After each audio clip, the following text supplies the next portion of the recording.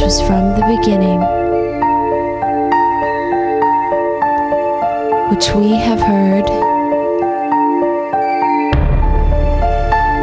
which we have seen with our eyes, which we have looked upon, and our hands have touched. The Word of Life.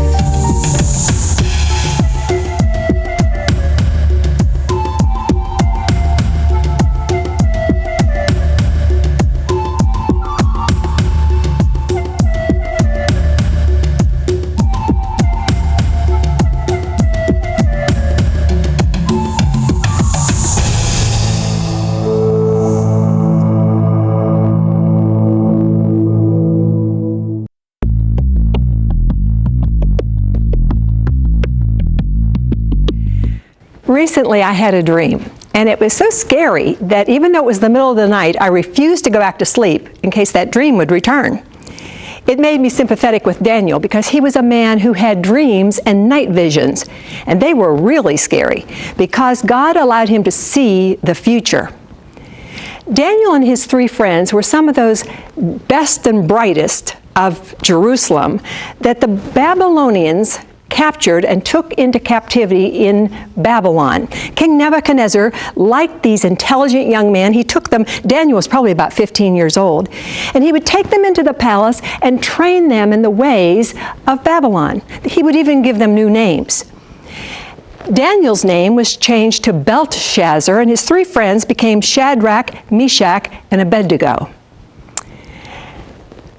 This book is the only book written in 2 languages. It's written in Hebrew and Aramaic because it not only tells us the history of the Jews, Israel, but the history of Gentiles. And Aramaic was the Gentile language of the day. In the first chapter, or actually the first 6 chapters, we find the history of Daniel. The last 6 chapters are the prophecies of Daniel. And it starts right out with Daniel and his 3 friends refusing to eat the food in Babylon because they would break God's dietary laws. The food was probably unclean food. It was probably prepared the wrong way. And they said, "Would you feed us vegetables and water?" The man in authority over them said, "I'm responsible for you. If you get sick, they'll cut off my head." They said, "Test us for 10 days.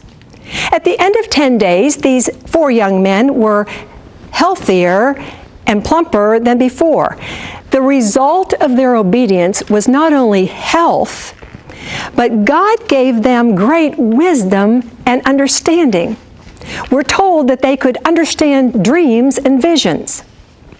So the lesson is, when we trust the sovereignty of God, God gives us His power. And we could really see that power in chapter 2, because Daniel interprets Nebuchadnezzar's dream. He has a dream that frightens him. He calls in all the magicians and sorcerers in his kingdom, and they can't interpret it. He says to his sorcerers, "Either you interpret this dream or you die." They said, "Fine, tell us the dream, we'll tell you the meaning." He said, "No, tell me the dream and the meaning." They said, "No man can do that, only gods." They came to take Daniel away to kill him. And he said, "Tell the king there is a God in heaven that can interpret dreams." And then he and his 3 friends had a prayer meeting. And I'm sure it went something like this: "God, you know all things. You're sovereign." That's what this book is about. God is sovereign over history. They said, "God, you know all things. Reveal it to us." And he did. Daniel went into Nebuchadnezzar and he said, "Your dream was this. You saw a statue with a gold head, silver chest, bronze thighs, iron legs, iron and clay feet. The interpretation is there are going to be 4 future Gentile kingdoms. You, Nebuchadnezzar, are that gold head. That's Babylon. The silver are the Persians. The bronze are the Greeks. And the 4th kingdom is not named. And then you saw in your dream a stone cut without hands that crushed that fourth kingdom. Well, Nebuchadnezzar was quite impressed with Daniel's interpretation, and he was so impressed he promoted him to be head over all the other wise men. But he also became very prideful, and he thought of himself as that gold head, and he made a gold image apparently of himself, and he made a decree that at the sound of the music, everybody had to fall down and worship that image. Well, now, of course, those three young men not only knew God's dietary laws, he knew that God said, "You shall have no other gods before you." They couldn't bow down. Look with me at chapter 3, verse 15. Nebuchadnezzar says to them, "If you don't worship this idol, you will be thrown in the fiery furnace. And what God is there who can deliver you out of my hands?"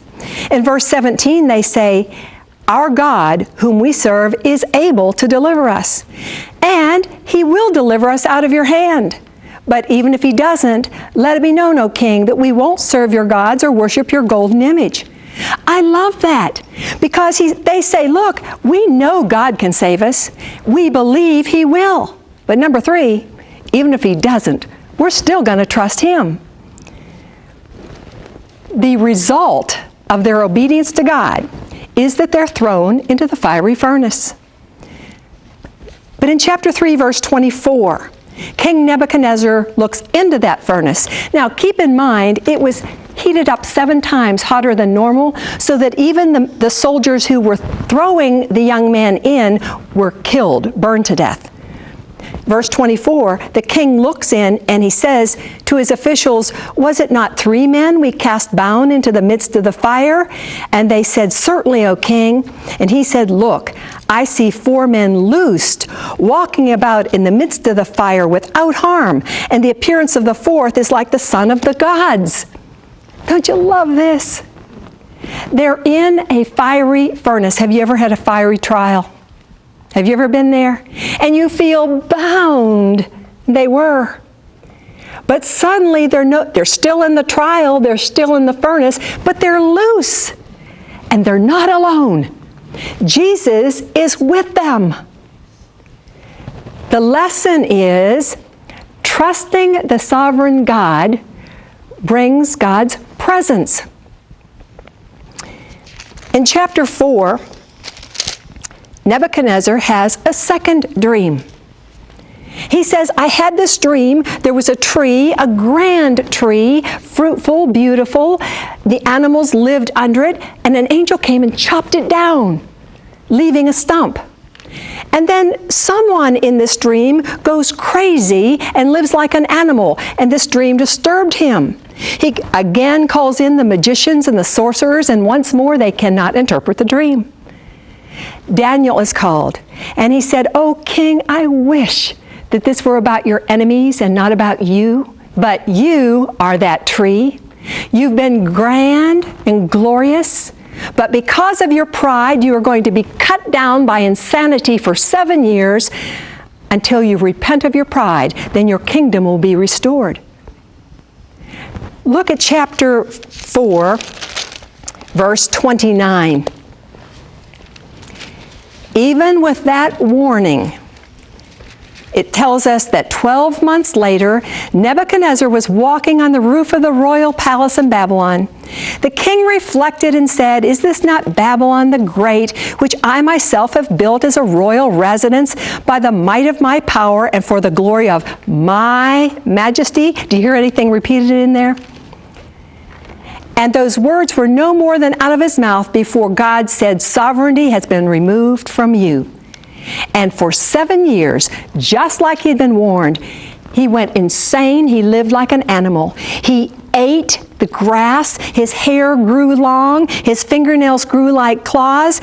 At the end of that period, in verse 34, he says he came to his senses, he blessed the Most High, and praised and honored him who lives forever, for his dominion is everlasting. In verse 35, he says, he does according to his will No one can say to him, "What have you done?" Don't you love that? Here's Nebuchadnezzar the king who discovers he's not sovereign, God is. That's the end of Nebuchadnezzar. He dies, and his grandson Belshazzar becomes the king. In chapter 5, Daniel interprets God's message at Belshazzar's feast. Now the situation is Babylon is being conquered by the Persians. They have taken a great deal of the territory, but Babylon, the city, is still safe, and that's where the king is. And he feels very confident. Because after all, the method of warfare at that time was to siege a city, surround it, and starve them out. Well, Babylon had a wall 87 feet wide, 387 feet high. There was a river of fresh water running through this city. They had stored up enough food for 20 years. We are invincible. He's having a party. He invites in 1,000 of his dearest friends and goes and gets the sacred goblets that they took out of the temple in Jerusalem when they conquered Jerusalem, and allows his friends to drink their wine out of it. Suddenly, the party is interrupted by a hand writing on the wall. Very frightening. Everybody wants to know what it is. Once more, the magicians and sorcerers can't tell him. Daniel is called in, and he says the meaning is, your kingdom has been numbered, weighed, and divided. It is going to end. That very night, Belshazzar died. And history tells us that it was no problem for the Persians to take over the city of Babylon. They simply stopped up the water of the river running through it, crawled under the gate, found everybody drunk, and conquered the city without a fight. God said it, it happened, didn't it? In chapter 6, we now have Darius. The Medes and the Persians are now in control of Babylon.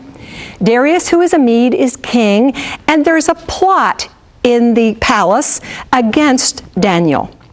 Because after all, this guy is hard to take. He's handsome, he's intelligent, and he has all this wisdom. He knows things that nobody else does. The only thing he does wrong in their eyes is worship his God. So they talk Darius into making a decree that for 30 days, no one can petition any god except him. Of course, Daniel won't do that. He prays to his own God, and the result of his obedience to God is he's thrown in the lion's den. Now, Darius apparently really liked Daniel because he couldn't sleep that night. The next morning, he went to the door of that lion's den, in chapter 6, verse 20. He says, "Daniel, servant of the living God, has your God, whom you constantly serve, been able to deliver you from the lions?" And Daniel says, "O king, my God sent his angel and shut the lion's mouth, and they have not harmed me." Now, when those 3 young men in the fiery furnace were called out, taken out, we're told that their hair was not singed, their clothes were not burned, and they didn't even smell of smoke. Here is Daniel, who has not been harmed in the lion's den. The lesson is trusting the sovereign God brings God's protection. In the next 6 chapters, we go from the history of Daniel to prophecies of Daniel, where God gives him 4 visions of what the future is going to hold. In chapter 7, God gives Daniel a view of all human history. He says, and the vision is of 4 great beasts. He names them as animals this time, and he says once more, these are the 4 Gentile kingdoms, but they're like animals. But when Daniel came to the fourth beast, and look at it with me, chapter 7, verse 7, he says there was a fourth beast, dreadful, terrifying, extremely strong, with large iron teeth. Now remember, this is the fourth kingdom that didn't have a name. The others we know were the Persians and the Greeks, but this one has no name. But as Daniel looks, he sees not only this fourth kingdom, but a fifth one. Look in verse 9. I kept looking until thrones were set up, and the Ancient of Days took his seat. Now you'll want to read the rest of this to find out what it looks like when you see God, because God is called the Ancient of Days. This is God the Father. Over in verse 13, he also sees one like the Son of Man. Now that's Jesus. And he's coming, and he comes up to the Ancient of Days, to the Father. He's presented before him, and to Jesus, the Father gives dominion, glory, and a kingdom, so that all the people and nations and languages might serve him. His dominion is everlasting, his kingdom will not pass away, and it will not be destroyed. Now, in those short verses, God has given the whole plan for mankind. 3 Gentile kingdoms, followed by a fourth one that we don't know the name of, which will be replaced by the coming of the Father giving a kingdom to the Son, which will be eternal. Remember that stone in the first dream of Nebuchadnezzar, the stone that crushed the statue, the fourth kingdom? That was Jesus concealed in Daniel, because Jesus is called a stone. Peter said he is to be the cornerstone of your life. And if he's not, he'll be a stumbling stone. The book of Isaiah said he can also be a smiting stone. That's one that would crush or strike. And here we see Jesus striking or ending that fourth kingdom, setting up his kingdom, which will last forever. Well, Daniel is concerned about this fourth kingdom. He doesn't understand it. So in chapter 7, verse 19, he says, I desire to know the exact meaning of the fourth beast that was so different from those other 3 and so exceedingly dreadful. And then he goes on to say it had 10 horns. Now keep in mind, Bible prophecy, a horn is a king. So he says there were 10 kings. One of the kings conquered 3 of the kings. And look at verse 21. I kept looking, and that horn, or that king, was waging war with the saints and overpowering them, until the Ancient of Days came and judgment was passed in favor of the saints of the highest one, and the time arrived when the saints took possession of the kingdom. Now we find that there's going to be a war. That fourth kingdom has a ruler who is going to wage war with the saints and even overpower them. But the Father is going to come back, judge, set up his Son's kingdom, and the saints will possess the kingdom with him. Now, I'm going to call this fourth ruler the Antichrist, because that's what the New Testament calls him.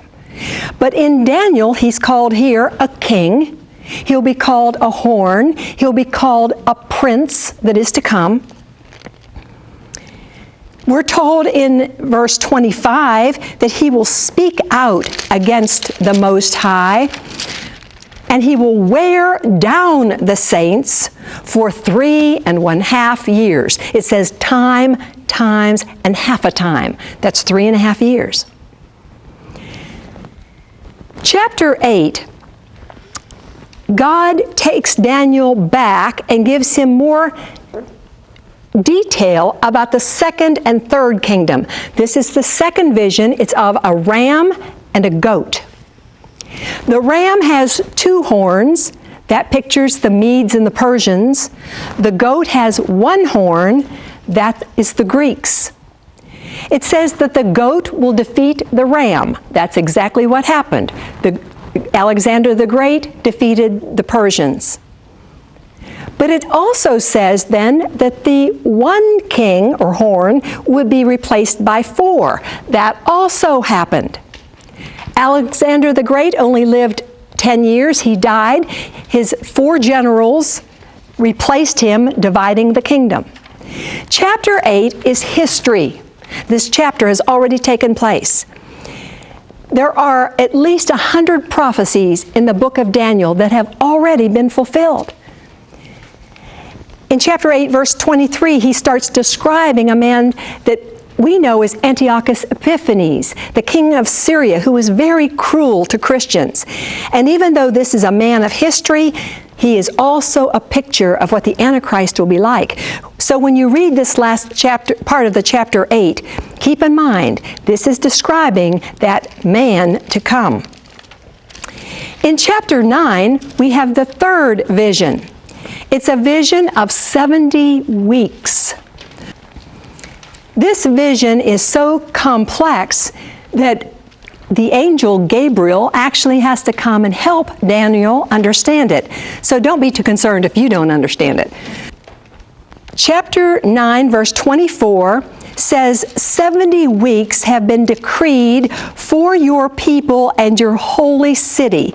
Now keep in mind, this is about Israel. This is about Jerusalem. This is about the Jews. And he says 70 weeks of prophetic history will make an end to sin, make atonement for iniquity, and bring in everlasting righteousness. To them, a week meant 7. So 77s would be 70 times 7, or 490. He's saying there is 490 years in which God is going to deal with the sin of Israel and bring them and make them righteous. In verse 25, he says, from the issue of the decree to restore and rebuild Jerusalem until Messiah the Prince, there'd be 7 weeks and 62 weeks. And then the plaza and the moat would be built. And then in verse 26, it says, after the 62 weeks, the Messiah will be cut off. He's saying that there will be a decree to rebuild the wall of Jerusalem, the moat and the plaza. From that time, there will be 7 sevens, or 49 years, until the wall is complete. That's what happened. Then he says there will be an additional 62 weeks, or a grand total of 483 years, and Messiah will come. Now listen to this. Scholars tell us, from the day that Artaxerxes made the decree for Nehemiah to go back and rebuild the wall, until Jesus came through Jerusalem on a donkey, was exactly 483 years, or 69 weeks. Is God awesome or what? He is sovereign over history. He makes history. It hadn't happened yet, but he said it would. But he said there would be 70 weeks, and that's only 69 weeks. There's one prophetic week left. In verse 27, he says, and he's referring back to the verse before when he's talking about the Antichrist, this prince who is to come, whose people will destroy the city and the sanctuary. And of course, Rome destroyed Jerusalem in 70 AD. He says in verse 27, this prince, this Antichrist, will make a firm covenant with many for 1 week, for 7 years. But in the middle of the week, after 3.5 years, he'll put a stop to sacrifice, and he'll bring in abominations that make desolate. Jesus in Matthew 24:15 says, when you see the abomination of desolation spoken of by Daniel the prophet standing in the holy place, flee, pray, because tribulation is coming unlike the world has ever seen. But then the Son of Man will appear. we're seeing what this fourth kingdom, which we haven't seen yet, is going to be like. It will have a ruler that hates Christians, hates believers, hates God, and will speak against him. A man who will make a covenant but break it. In chapter 11, verse 36, there's one more thing that I want you to see about him. He's called the king here, but he will do as he pleases. Isn't that what sin is? And he will exalt and magnify himself above every god and will speak monstrous things against the God of gods. You see, he may not like God, but he does like himself.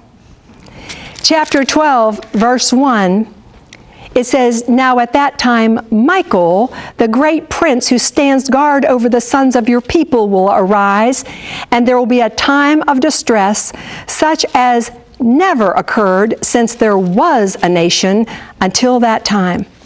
There are two angels named in the Bible, Gabriel and Michael, and they're both in this book. Michael stands guard over God's people, but it says there's going to be a time of distress like the world has never known. Well, Daniel is very distressed by this news, and so he has two questions in chapter 12. He says, how long, and what will be the outcome? The answer to the how long is 3.5 years. It will last 3.5 years. And he says the outcome is in verse 10. Chapter 12, verse 10. "Many will be purged, purified, and refined, but the wicked will act wickedly."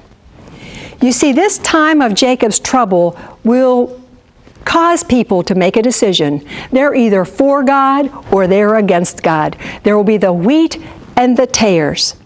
He's a sovereign God. And we've seen from this study of Daniel, when we trust the sovereign God, it brings God's power, God's protection, and God's presence.